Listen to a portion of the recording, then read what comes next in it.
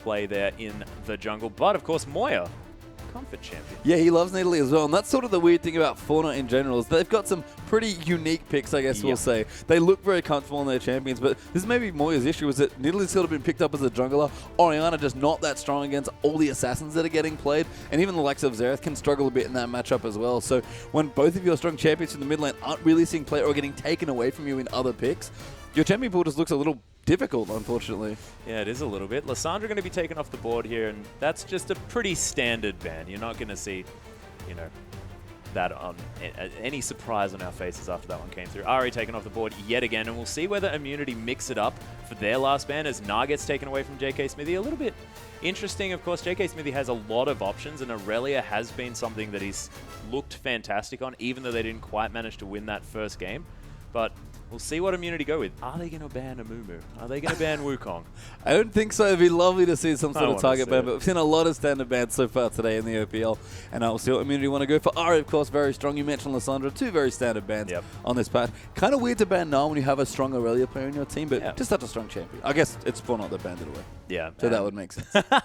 And they're going to insta-lock that Aurelia here as well. Carlos is actually doing some work on that one, of course. Didn't actually manage to win with it here in the OPL. Actually lost a game, but did go 2-0 on that champion in the OCS on his way up here. So very, very comfortable on that one. Immunity now have an opportunity to answer back. And we'll see what JK Smithy takes into it. Of course, a Malphite player could take it in. I mean, that's his most common pick here, and it's funny. Aurelia is such a good pick here on the blue side for Fortnite because it takes it away from JK Smithy. It effectively blocks the Rumble pick because Rumble's kind of no good against Aurelia in lane. And, you know, you can play Malphite. JK Smithy's done it quite a lot. If you really wanted to go deep, I guess you could play Vladimir as his other standby champion. But JK Smithy, he's done it before. He has to make some choices here, and we'll see what he wants to go for. Yeah, at the moment, not going to make that decision, though, unless he's going to take that Janna into the top lane, and he's going to lock that one away for T-Gun.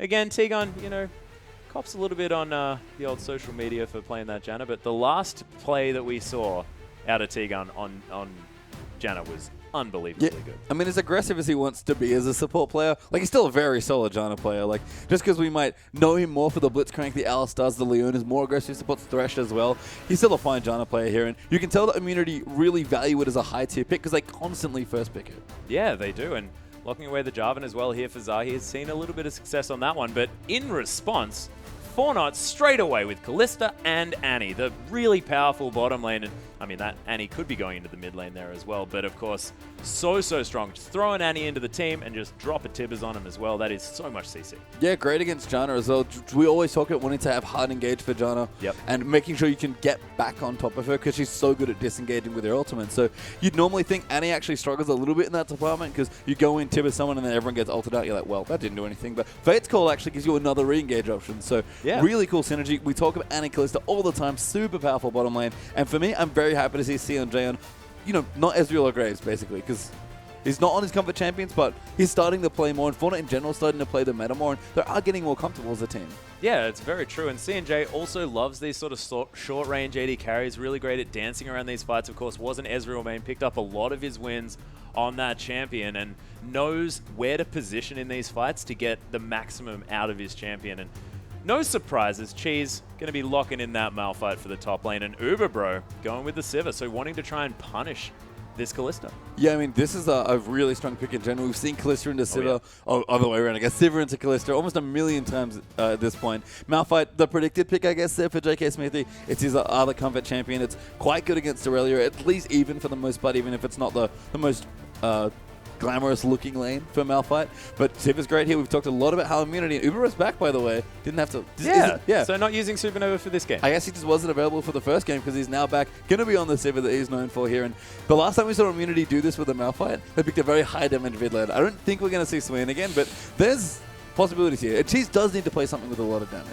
Yeah, well, I mean, high consistent damage as well that comes through from that Swain. And if you can lock people down and if you can keep walking at them, with that on the hunt available as well. I mean, Swain is a fantastic pick, but Fortnite, if they pick up this Xerath, is that going to deter them from the Swain pick? I mean, probably. I don't think you play Swain into Xerath in general. I mean, Xerath's a very strong blind pick just because he's almost always good in different situations. Like, you never really, like, what are you going to pick in a Xerath that you're really worried about, right? Like, Lulu's kind of but you can kind of counter push. LeBlanc's a little scary, but you can navigate the matchup reasonably well. So it's just a matter of what they want to take here. They've got almost any option here. Xerath's very safe, but at least for Immunity have basically any option they want as far as mid lanes go.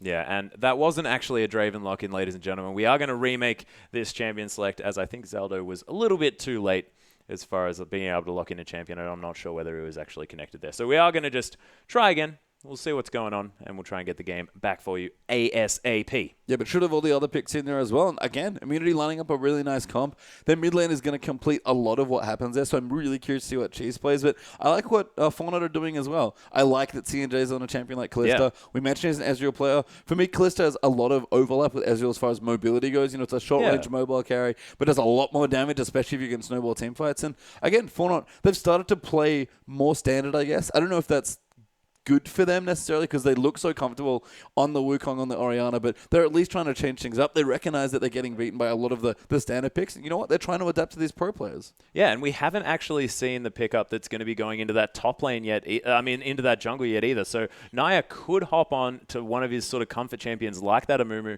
like that Wukong, and really get in amongst it and really disrupt things. Because you can imagine if he's successful in doing that, it's going to make the options of jumping onto this Kalista a little bit more difficult. I mean, that's sort of the thing I think in general about Fortnite is that when their jungler doesn't look on top of his game, things look a little shaky in general. Yeah. I mean, the jungler often leads a team, especially as far as early games go. So it makes a lot of sense that Naya is sort of the player that wants to be very proactive here. And he's had some fine games, but like, Fortnite have just not quite been able to close. They've looked better and better. The fact that they almost beat Chiefs there in that game was very strong performance, but it's still a few more things need to work out for them, and they're getting there, absolutely. So very curious to see how they approach the rest of this draft. Yeah, and so far the draft has been looking fantastic. We'll see what they do decide to lock in as far as that mid lane pick is concerned, whether it is going to be that Xerath, but I like that pickup for Moya. It does fit his playstyle quite well. Of course, very safe, able to sit back and farm and then be strong in the late game, and of course fits with sort of Nidalee. You're going to throw out long-range skill shots.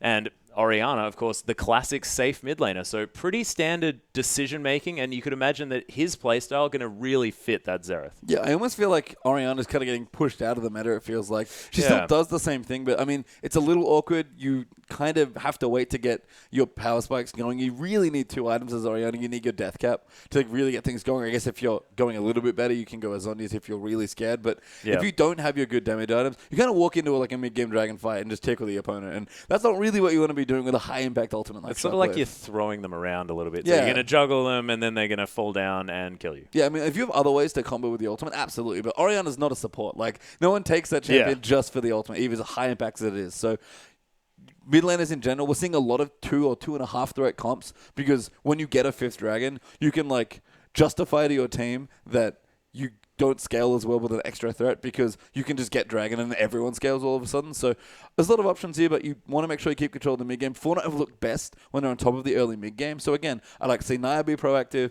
and everyone else just, play solid because they've looked solid. That's probably the best way to describe Fortnite. Yeah, that's true. And do you think the answer here is getting Naya on something that's a little bit stronger in that early game, something that doesn't necessarily need to farm up until that 6th point? What do you think that his sort of decision that he has to make is here on as far as the jungle pick? I like his Lee Sin a lot, so I wouldn't be too surprised to see that come out. He's played again. He's got a very good champion pool. I don't know if it's him, like if he played a lot of tanks traditionally, adapting to maybe how the rest of the meta goes. But his Lee Sin's looks great.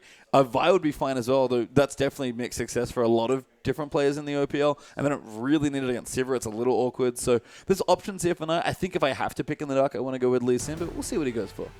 Yeah, we shall see. But of course, we are back into Champion Select, ladies and gentlemen. And Naya's decision never mind was Sejuani. And I actually like this a lot. We're back to the promised land. We are. He's playing his style. I guess that's the thing. If CNJ is going to play a little more standard, if Moya's maybe going to play a little more standard as well, they have to mix it up somewhere. Again, Fortnite look good on their comfort champions. Sejuani basically a Mumu as far as the kits work out. And you get to do it from a lot further away as well. You don't need to be right in amongst it. It's a little bit safer. Just throw out that Glacial Tomb and just a Glacial Prison, which is a little bit confusing when compared to Frozen Tomb from Lissandra. But thank goodness she's not here. And Swain. He did it. He did it again. He did. That's what I mentioned. Back to the Promised Land. Oh, that's what that was. I thought you were talking about Sejuani. I mean, it's the Promised Land on both sides. Let's be honest. Oh, man. I mean, both teams certainly in their comfort zones. You have to think. This is, I think, a full 5-man run back of the comp that Immunity played when they played Swain. And it's a good comp. It was almost a joke before that he's playing his trademark champion. It's in a good matchup against Kassadin, but I am apparently just happy to take it into anything when they get these 5 champions. I'm pretty sure they played this exact 5. Maybe Zahi's jungler was something slightly different, but they've got lots of good pick potential. Siv's really good at enabling, again, the high sustained damage AP carry like Swain. I mean, this isn't just a one-trick pony from Immunity anymore. This is a comp that they've practiced. Yeah, and I think there was only sort of one difference. I think it might have been switch out Malphite for Aurelia or something like that, but you're exactly right. It was definitely Malphite. Oh, was it Malphite? Yeah, because you have to... Well, then I think it's the same. Well, you have to make up the kind of low-damage Malphite, because Aurelia does a lot more damage with Swain, and that's sort of how the comp works. It's really, really pretty to watch. Yeah, it was beautiful, and T-Gun again on this Janna. We'll see whether he's going to have those sweet mid-game plays as well, because, man...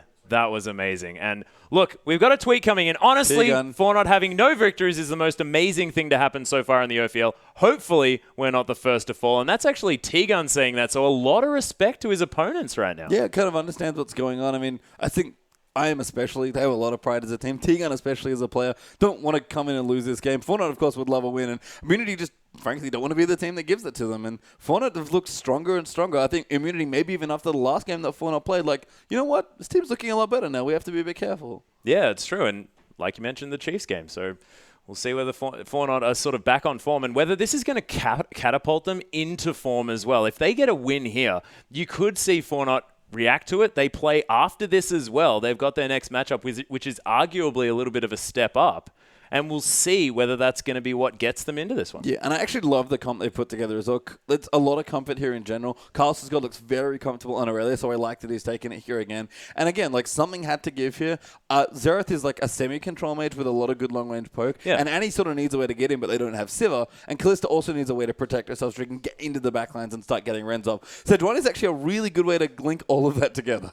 Yeah, because you just freeze them here. Everything will be fine. It also gives massive synergy to that mid lane as well once 6 is hit on both because, of course, Rite of the Arcane, pretty difficult to miss a champion that's locked in place. Yeah, and Sejuani, like, much like Nautilus and a lot of these other tank junglers, just has like a whole train of CC that she throws at you. She's got multiple slows, she's got a knock-up on EQ, and of course the ulti, which you can initiate from for very long range. So if Sejuani gets in, lands an ulti, and he's probably guaranteed to land the flash stun after that, then a single target stun from Xerath can come in, then Aurelia can dive in on someone, Xerath can land a slow, Sejuani can get in for the knock. You see what I'm getting at? And even Fate's Call works here as well, actually. That's a really good follow-up to Sejuani's ultimate. Yeah, so we could say that gets in there as well, and so much getting in, which is going to be incredibly exciting. We'll see whether they're going to actually be able to get in on top of this team, which I wouldn't actually want to get on top of. Of course, Malphite, Swain, Janna, you're not going to get in on a Janna because she's just going to press Monsoon and you're going to be out again. So it could be very scary. Plus, on the hunt, I mean, they want to be the ones acting here. You have to think, is it going to be sort of Immunity wanting to get these fights started? Or, as you mentioned, is it going to be Fortnite wanting to start? Or is it all about this early game and how that goes as to who's going to be on the offensive? Well, if we have sort of a slower early game especially, then the mid game's going to be insane because there's so much hard engage between these two teams. Yeah. Janna notwithstanding, we've seen what they do with Sivir and Swain when he slows people down and gets never moves going. We've seen what Juv and Malphite obviously have great initiation as well. And to be honest, I like that Fortnite have almost overpicked on hard engage to try and counter Janna. If you play something like Lee Sin into Janna, you're just going to get monsooned out every single time and have a bad day. But Naya, actually has enough CC to get in on T-Gun's Janna and make sure they can act to initiate on this team. So they've sort of overdone the CC route, but it's not like Immunity can't answer with their comp of their own. Yeah, that's exactly right. And maybe that's what Naya's thinking was as far as not picking that Amumu was concerned. That's why I sort of did the old chin grab here, because you can't get in amongst it if you're in a move because you have to be right on top of this, Janna. You just get monsooned out. But, of course, you don't need to worry about it if you're Sejuani. You just throw in that prison, and they're all going to get stunned. You don't need to have to worry about it. Yeah, I mean, we talk about, Amumu and Sejuani being very similar. The trade-offs you probably get are Amumu's overall damage output's probably a little bit higher, but Sejuani trades quite a bit more CC for it. So it's not as super high impact as Amumu's ultimate, but Sejuani's ultimate's very good. It's a little narrower, sort of, a massive AoE like Curse of the Sad Mummy, but does the job for sure. Oh, yeah, and a little bit more difficult to land as well, of course. If you're Amumu, you just need to sort of be there and then press R, whereas you actually have to hit someone if you do throw out that Glacial Prison. So a little bit more technically difficult. Yeah, you want to get really keen, just hit that Ghost on a Amumu, go in there. Don't even have to banish exactly. toss, just run at them. Who even banish tosses these days? I don't do that. I take Flash Ghost and then still jungle. How do you...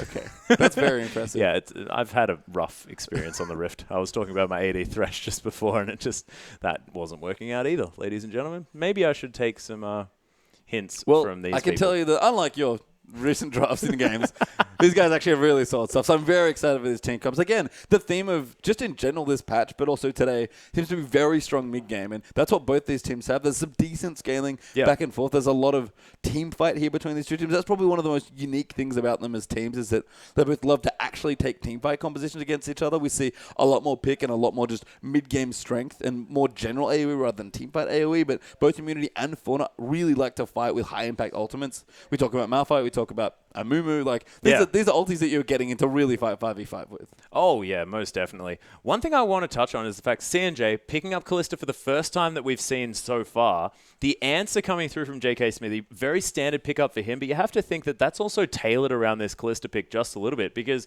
that Frozen Heart does kind of act like a slow that's in an AoE for a Callista because, of course, she's not going to be able to jump as much with that attack speed slowed. Unstoppable Force able to go right on top of this Callista. As we're hopping onto the Rift, I think that Malphite pick might just be their secondary Vi option. Yeah, I mean, we talk about Callista not really being able to tank Bus very effectively, and that's sort of the same idea, right? Where even if Malphite misses the ulti on Callista, he's still in amongst the team enough. He's CC'd some people, and if he's got his Frozen Heart, he's going to be there using it aura. We talk about Sion getting in there, disrupting carries just by existing. Malphite kind of does the same thing. Yeah, just needs to be there around, holding the hand of his team. And having on the hunt here as well is really going to help him out. You can see JK Smithy already hanging out here on the top side. Everyone just forming a line. Not going to have any lane swaps coming through, of course. No invades to come down either as Zaldo just looking at his AD carry, who's looking a little bit tired. Yeah, and we've talked about it already, but the comps from the Immunity comp that Immunity puts together here is just unbelievable. Every single time they play the Sivir, Malphite, Swain, I just get goosebumps because it's such a clever comp. The synergy is so beautiful, pretty much across all 5 champions. So Immunity is something they've now practiced. They've clearly put a lot of thought and work into. It's just a matter of Fauna here, who, again, also look very comfortable. We'll see how things go. And for me, how's Naya's jungle going to go? Because, again, he's the biggest influence, I feel like, as far as Fauna look, and he's on a very influential champion with Sejuani. Yeah, it's true. And is Naya sort of in a little bit of trouble here as well against the early game pressure from Zahi? I mean, potentially. I'm curious to see how aggressive Zahi wants to get. Traditionally, he does like getting aggressive in the jungle and fighting the enemy jungler. Had a little bit of less of that in their last game there, but I mean, he's on a good champion to do it here. And if you're going to disrupt the jungler, Sejuani is a very good one to interrupt. Oh, most definitely. Got the stun to come through straight away. Zaldo going to help out with this one. You can see Naya not going down very low. He's going to easily be able to do a lot of work to this red buff when that one comes down as well. Zahi transferring over to his blue. So both of our junglers starting on the same side, grabbing the leash from the bot lane. Pretty standard stuff, as we can see. CNJ just going to try and clear out this wave as much as he possibly can. Of course, Uberbro with a lot more pushing power here in the early stages. You can see CNJ taking that Sentinel, that W first up, just so that he can have the extra % health damage that Zaldo can help him with that last hits with. T-Gun doing a lot of damage now, actually shielding himself up and just harassing Zaldo out of this lane. Yeah, this matchup's really interesting. T-Gun's actually doing an excellent job of zoning off anyway. She doesn't really present much of a threat. T-Gun's freely able to get in the lane and just auto-attack down and use the shield if he has to for aggression as well. A very weird lane with Callista, Sivir, where Sivir does get ahead eventually, but Callista's level 2 especially is very good. Sivir doesn't really have a good answer to Rend in the early levels, but once she does get more levels into that Boomerang Blade and has the Ricochet and especially more AD, Callista just kind of results to be like, okay, I'm getting pushed in, fine.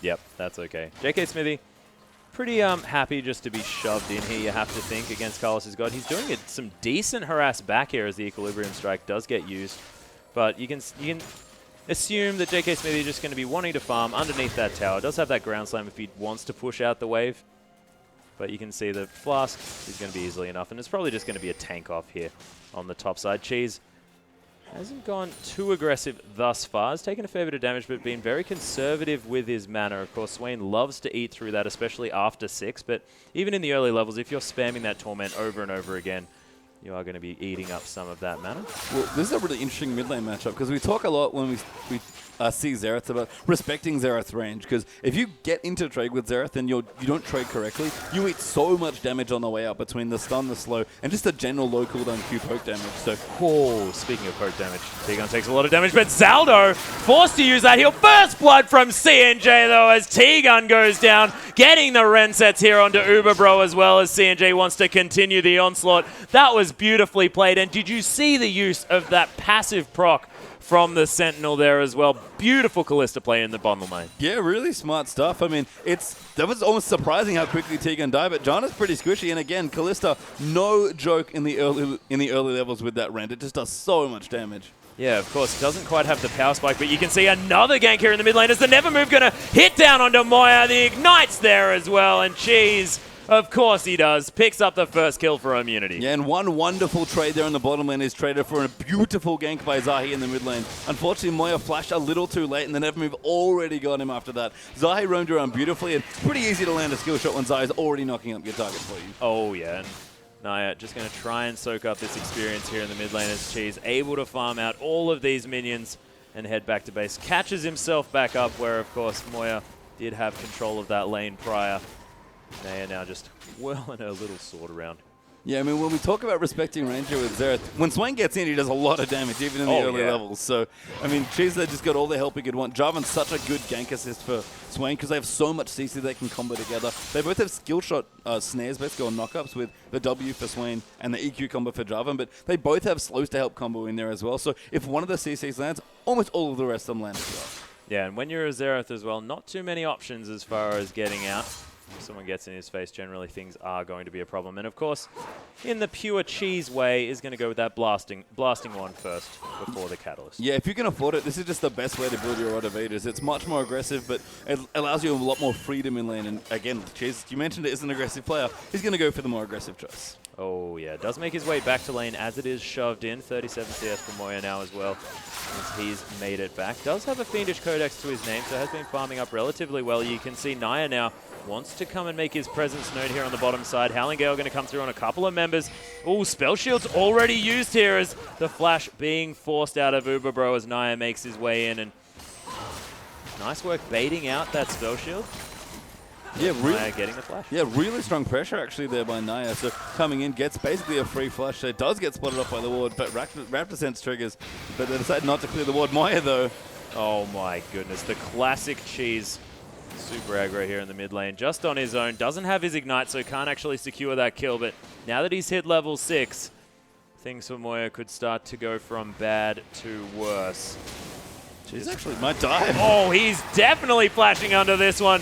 And Moya is just going to fall right down. And Zahi, he was there for the follow-up. Beautiful play from Immunity. And Cheese, it's just so good on this Swain. I mean, Swain is really oppressive in lane if he's ahead. And you're kind of seeing it now. We talk about Xerath.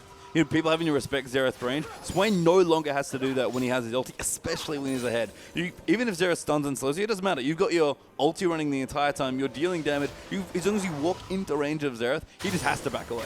Yeah, and that Ravenous Flock as well. I mean, if you take a trade that you don't like, you just heal right back up again. No worries there at all, and especially when he's going to be picking up these blue buffs here from Zahi. I mean, that's the thing. Xerath's poke-based, and Swain is like sustained damage-based. You don't really win poke trades when someone's out-sustaining you. Yeah. And actually, Cheese picking up a second Doran's Ring here as well as that Sapphire Crystal. Does have his boots as well.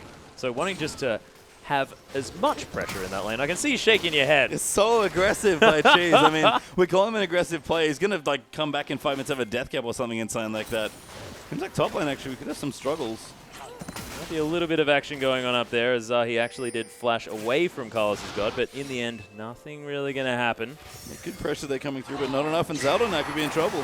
Yeah, Zelda getting caught up here. Fate's Call going to be used, but he's actually going to go back in aggressively here as well. The Tibbers is not available, but does manage to get the stunners. Oh my gosh, Cheese. He's doing it again here with T-Gun. The heal to come through from Uberbro as well, as Naya gets blocked out from that Q. C&J dancing around quite nicely, and Cheese out of mana, so can't continue, but Uberbro, the boomerang, not quite enough, as C&J now going to be the focus. Howling Gale finds him. Is it going to be enough? T-Gun wants it, but actually manages to secure it. T-Gun, Uberbro, sorry, is going to be able to lock down that kill, and what an extended fight. Yeah, Carlos' God might have been coming back here as well. Good slow by Moya. Lands the stun here onto Uberbro here as well, but not very much mana left from Cheeses. There's the flash into the Blade Surge. Equilibrium Strike going to be enough, and Uberbro trying to take down Moya, not going to be enough, and this is so messy. Yeah, very long fight there, but Sejuani bought a lot of time by being tanky, and CJ actually bought a ton of time hopping around on that Kalista. It looked a little greedy going in to get a 1-for-1 trade, but he had backup there coming as well, and that was a great teleport by Carlos' God. Yeah, it was. And C&J going for a little bit of a different build here than what we've been seeing previously in Oceania. Of course, going for that Bilgewater color. So Blade of the Ruined King before the Hurricane, or maybe even not picking up a Hurricane. I mean, I think you just have to do this at this point if you're C&J. He might still go Hurricane. It wouldn't surprise me to see it at some point, but he not only needs to, you know, apply pressure in his lane, he has a Jarvan and a Malphite to bust through and a Swain. That's basically 3 tanks over on the IM side. So without a Blade and probably a Last Whisper down the track as well, Kallista's not going to do any damage. It's going to be very, very difficult. Of course, this team does want to pile in on top of one another, so you have to think that Hurricane could work out as far as stacking that Ren, but you're right. I mean, he needs as much safety and as much tank busting power as he possibly can. Yeah, tank busting really is the name of the game here. It doesn't matter how many Ren stacks you have, if it doesn't kill the enemy, it's not going to do anything. And that's going to be a free first dragon here for Immunity as well, just knowing the back timings and knowing that they just have a little bit more pressure on this game. Yeah, that was a bit weird actually. JK Smithy though traded his teleport to ensure that dragon, so very well played by Immunity to, you know, accept the fact that they gave up 2 kills because JK Smithy didn't follow with the tele, but able to get the dragon instead as consolation. Yeah, so Carlos' God being up top, of course, didn't have his teleport, so that would be the reason why Immunity were able to pick that one up so easily, because, of course, Fortnite, they've got a 1,000 gold lead here. Yeah, and that's all to do with the kills they just picked up as well. The teleport got a double kill for Fortnite as JK Smithy just faced Extra Rush at the wrong time. I mean, that's all the interesting thing about Dragon is that you basically trade late game stat bonuses for gold right now, and it's just kind of a trade-off for your team. Can you do more with the gold that you've just gotten because you try and make some sort of trade, whether it's a tower or some kills, or is it the game just going to continue on a little more passively and your opponent's going to get to benefit more from the stat percentages? Yeah, and I like it from Fortnite as well, because Carlos' God didn't quite have that Trinity Force available just yet. I mean, C&J only with the Bilgewater Cutlass, not going to be able to be sort of this team-fighting Kalista that we've seen coming through with so much Ren stackability. Naya is in this bottom lane, but not going to quite find the engage that he wants, as Immunity do seem to be wise to it. Yeah, unfortunately it's very awkward to engage on Sivir with just 1 stun here, because Spell Shield just does so much work, even against an ultimate like Sidroni's. Yeah, Spell Shield used a little bit late here from Uberbro as well, as he's falling behind in the farm. C&J doing well as far as, you know, a matchup that he just picked blind. Yeah, I mean, Kalista, again, it's really weird against Sivir, because your early levels are great, and then it kind of falls off generally at this point, but the Bilgewater Cutlass actually gives you a lot more play in this lane, and they have the more aggressive support here in Annie as well, so you can see C&J just not letting them back into the lane, and if that happens, Sivir can't push out. Yeah, you can see actually Uberbro getting a fair bit of work done on Dazaldo, but does have a few pots available, and he should be fine. Wants to have that stun ready. The arrow not going to quite land. Pierce being thrown out by C&J. Ooh, managing to get some auto attacks down here, but a nice Howling Gale. C&J is getting torn apart in this matchup. The aggressive Monsoon, and Uberbro picks up the kill. The Ignite to come down. Tibbers is bashing on Uberbro. Zaldo picks it up and survives after that flash. Tibbers, the MVP of this one, and they go 1-for-1, trading the AD carries. Yeah, Tibbers does work. The burn on that bear is not a joke here. It does much damage if you're in range. I'm actually surprised that he didn't like alt-click it onto T-Gun just to annoy him. And there's Sivir getting banned. A good trade there by Zelda, but C&J a little too aggressively positioned there. Yeah, maybe a little bit, as Moya going to move out of the way of that never move. Turret is going to fall in this top lane, though. JK Smithy got pressured out of that lane and does come back with a chain vest. Not going to be as useful against the true damage coming through from that hidden style. And Carlos' God is doing some work up here. Of course, not too far behind, and Malphite just wanting to be an ultimate bot towards that late stage of the game, and Immunity sort of holding on, you have to think, until they can get that perfect team fight. Yeah, we didn't get to touch on the matchup there with all the action that was going on, but it's actually very intricate at the early levels.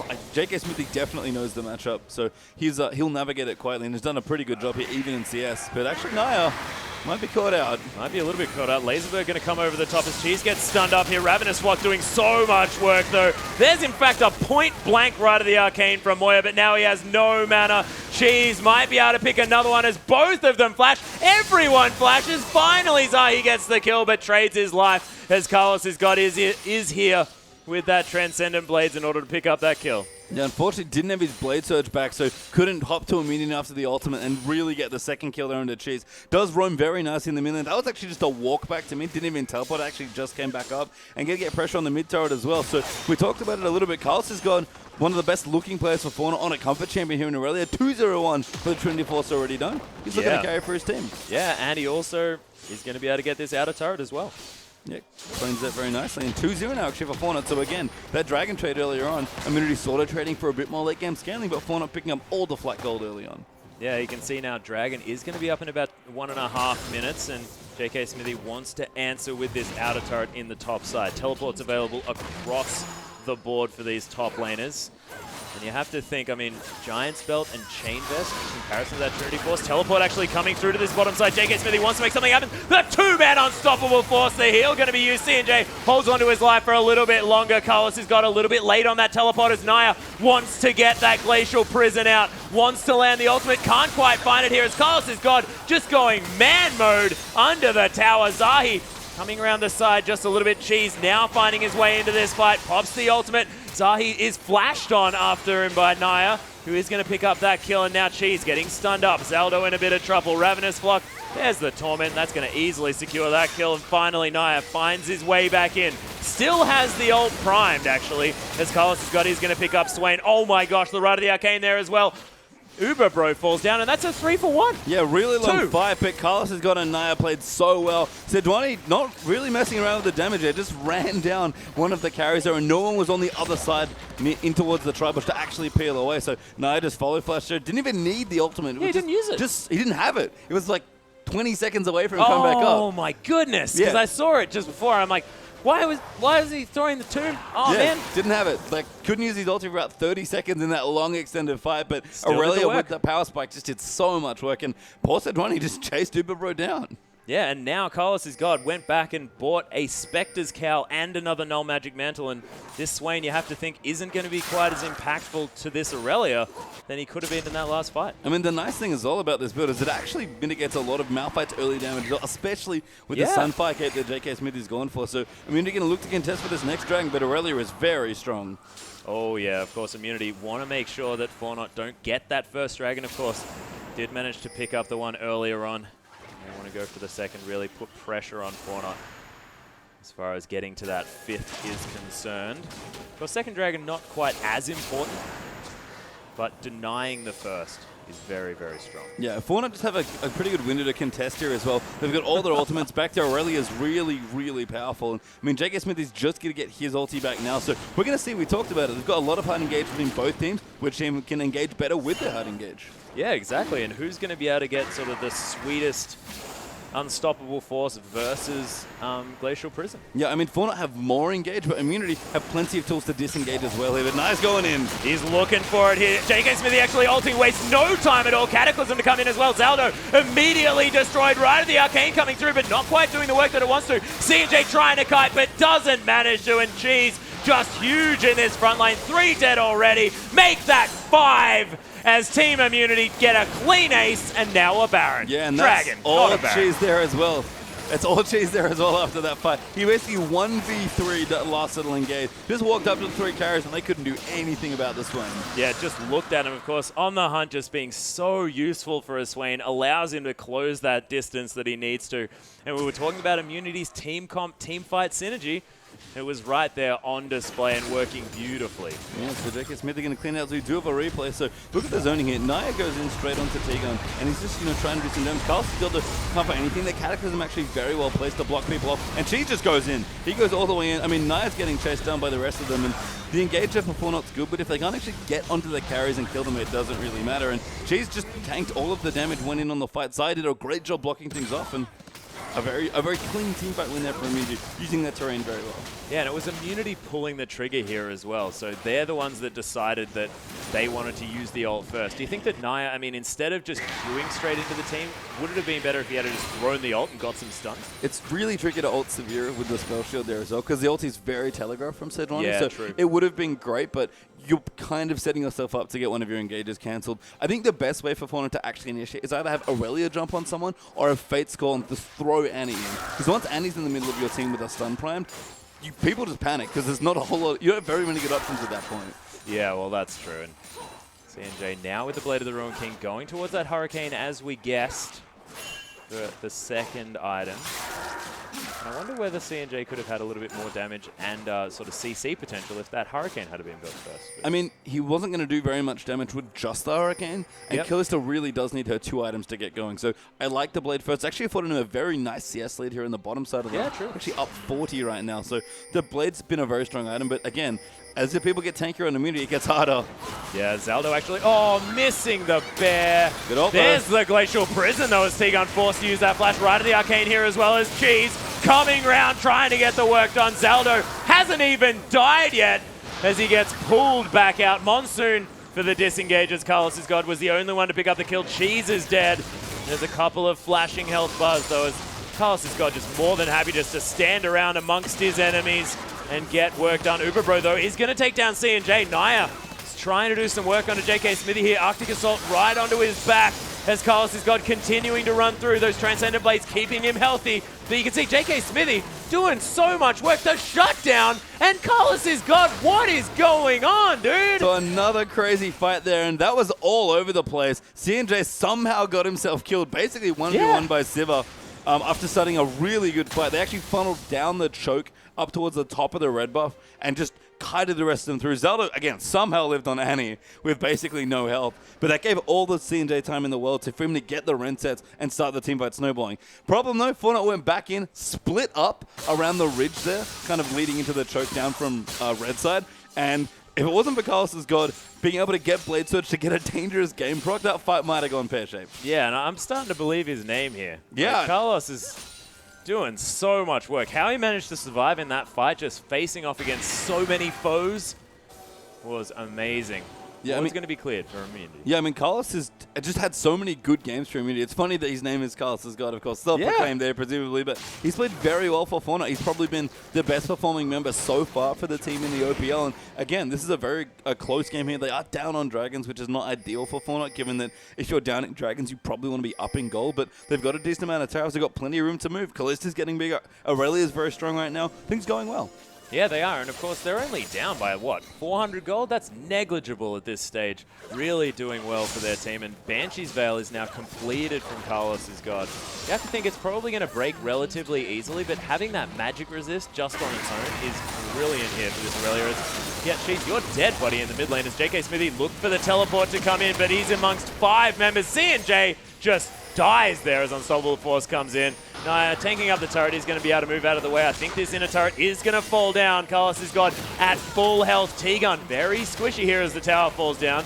And you have to think that Fortnite probably want to disengage at this stage. They have nice ultimate. Zai might just go in. Oh my goodness. JK Smithy gets destroyed. Of course, the split push was going on here on the backside as there's the Arcano Pulse onto JK Smithy. Doesn't quite finishing him off, as that Null Magic Mantle and the Mercury Shreds are there. Uberbro picked up an inner turret in the bottom side, but of course wasn't able to offer anything for his team. Yeah, and I like the dive there by Fortnite to get the kill into Cheese, but just a little too much time lost. They're not able to get the, eventually able to get the tower, but not really able to chase any other kills. And Uberbro made the right choice. They just stayed in the bottom lane, kept pushing. Siva, I mean, she's very good at pushing, and that's kind of what Uberbro's set himself up to do now as a PD, so going to do very respectable damage. But Kalista picked up the Hurricane. Probably most importantly, though, as we talk about item buys, Cheese just got his own, so that dive can't happen again. Yeah, that dive is not going to be happening. And we've seen when Cheese picks up this item just how aggressive he can be and safe he can be as well. Really playing with the Fortnite team and drawing so much pressure. I think you bring up a great point about aggression. There aren't that many AP champions that can actually use Zhonya's offensively, but Twisted Fate arguably is one of them with baiting in. Kassadin's definitely one of them when you can Rift Walk aggressively, force and then pop it. But Swain's definitely one of them as well. So yeah, the fact that Cheese gets so many options from the Zhonya's but can still be the aggressive player that he loves to be, I mean, he's a Swain player. He knows what's up. Yeah, and it's also, it works so well with the Ravenous Block as well, because you get health back while you're in stasis, which seems like a thing that shouldn't happen, but it's just cool. Yeah, the birds do not freeze in stasis with you, just you. So really strong teamfight teamfight cooldown there as well with the Zhonya's. So Cheese again, he's going to go in.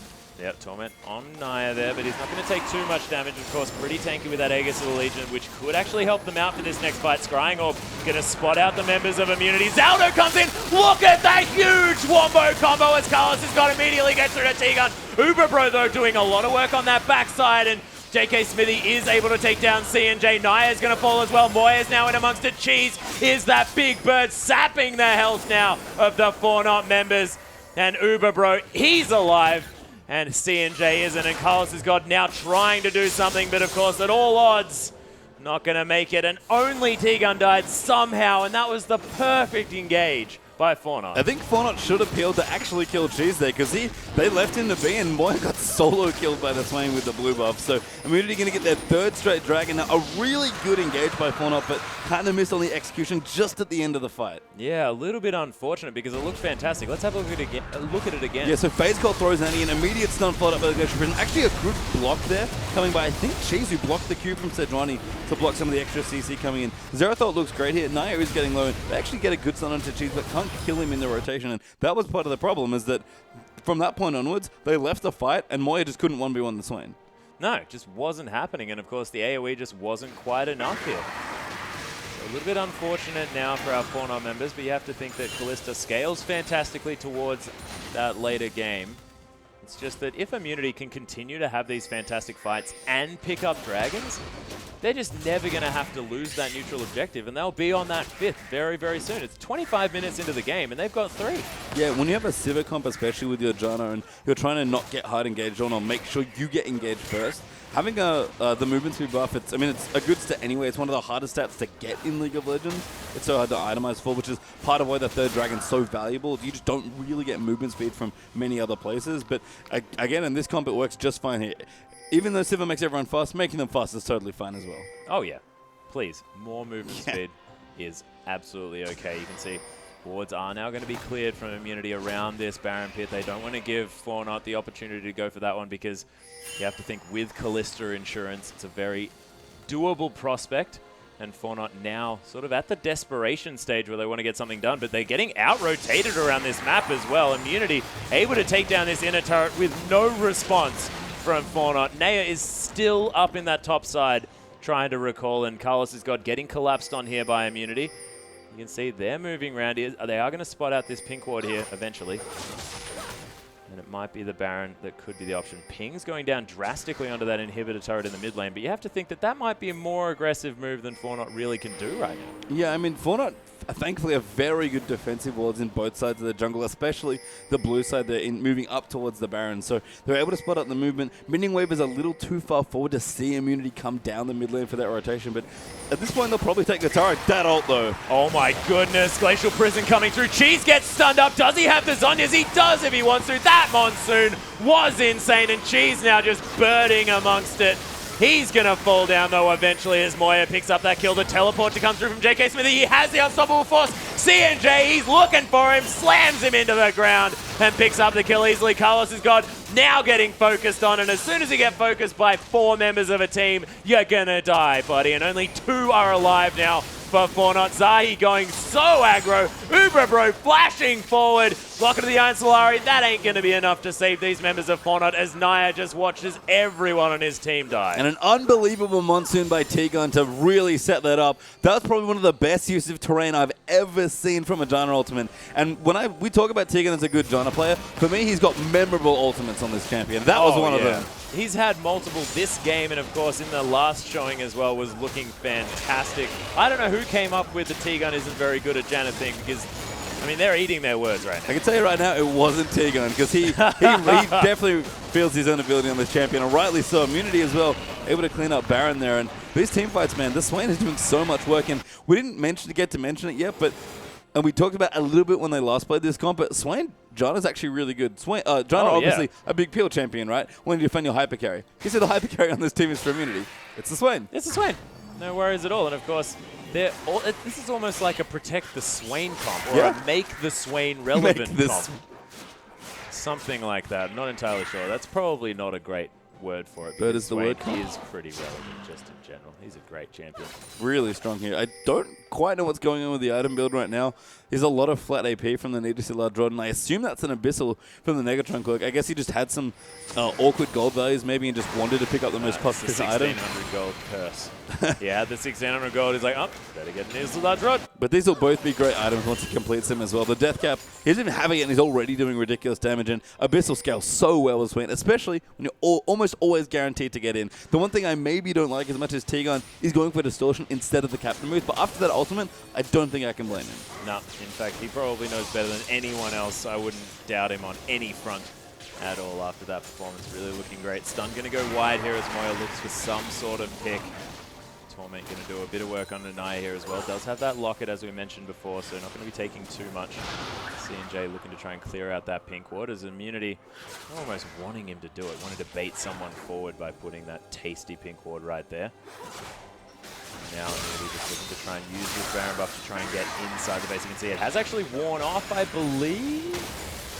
Still spinning around, but it might be a little bit of a bug because of course those minions weren't actually empowered there just yet. Yeah, I think it is still there on a couple of members. So we'll have to see it is. When the wave rides in. But unfortunately for Fortnite, they've found some really good engages with their teamfight comp, and that's great. I didn't quite realize how awkward it was for Kalista in this particular comp. We talk about Ezreal, and there's a lot of similarities as far as general mobility goes. Kalista is highly mobile, but unfortunately, the one thing you can't get out of is that. Oh, here's the super hard engage. C&J gets destroyed immediately, and Zelda now super squishy. The Cataclysm in the backside. Moya is looking to be aggressed on his cheese. Just gonna Zhonya's underneath the turret. Zelda finally gonna fall down, and look at how much health this Swain has. Straight after that, and this could be game right here. Yeah, I mean, they're going to push in here. They've got plenty of damage. So the Baron buff still has a very good time to go. They're going to try and get some work in, and you can just see, again, I mean, at this point, I am just had such a strong lead that there was an easy dive for Malphite, but Kalista, she can hop a lot of times in any given fight, but they're all short hops. You can't really hop out of Malphite ultimate. Oh, no, you're not going to. It's an unstoppable force. It's an unhoppable force, yeah, maybe. Maybe we call it an unhoppable force for now. The flavor says if you can't get out of it, and the game mechanics do as well. I wouldn't be surprised if that hop range was about as wide as the circumference of the ulti. Seriously, yeah, like it feels almost impossible for Kalista to get out of that unless she has a flash. Yeah, but beautifully well played from Team Immunity, and they just knew exactly what their comp was capable of, and despite Fortnite having opportunities to get things done, weren't able to. We've got a replay for you, and let's just have a look at how Immunity did this. Yeah, so this fight was awesome. So we're going to roll the clip out now. This isn't a dragon fight. I think this is actually the second dragon. So again, Naya goes in early. Tegan actually has some good zoning here as well with tornadoes. And Zai's Cataclysm is perfectly placed there to block everyone else off. Moya actually pops his ulti there just to get a bit of damage done. But Cheese right now is literally zoning 1v3. The rest of his team joins in there as well. And eventually they're just able to chase the rest of them down. I mean, that was all the fact that Zai set up Cheese so well because he blocked everyone else off, split the team up, and then Swain at that point very comfortable to just 1v3 and soak a bunch of damage. Yeah, and he just uses that Zhonya's at such perfect positions as well. I don't think he quite had it in that fight just yet, but afterwards, just able to get himself in there as sort of a tank, like a pseudo-tank, like a Lissandra would be, able to use that Frozen Tomb, stay untargetable, but still get damage done. It's exactly what Swain is, except he can have his ult up almost forever. Yeah, and that's the thing is that Swain is just so good at doing a lot of, like, it's like he is tanky like Lissandra, but instead of being more about control and burst, he's actually just about pure damage basically coming out from the ulti. Yeah, just get the deeps out. Yeah, and you could see again, like, Kalista already has issues tank busting. That was basically 2.5 to 3 tanks from a Meteorite, and Malphite Ultimate's the great counter. Like, C&J's Kalista was very impressive there, but they didn't have any peel for him at all. They had all hard engage to try and beat the Janna pick, and C&J's like, guys, help. Yeah, a little bit of a problem. But we, of course, still have one more matchup for you guys tonight. It's going to be Direwolves taking on Fortnite. Fortnite need to turn it around because this is looking like an out of the fry pan and into the fire situation. We'll see whether they can turn it around again.